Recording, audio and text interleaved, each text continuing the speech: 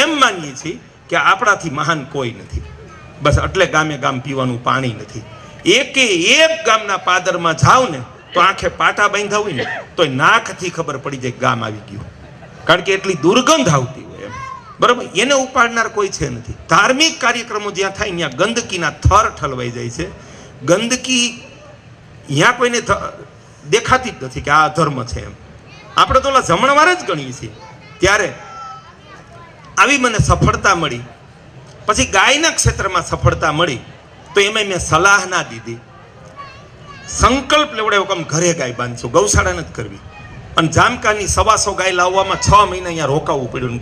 ગામનો મારી જીપમાં બેસાડીને ગામડે ગામડે જઈને ગાય ખરીદાવરાવવી પડી અને ધક્કા મારીને મેટાડોરમાં ચડાવવી પડી.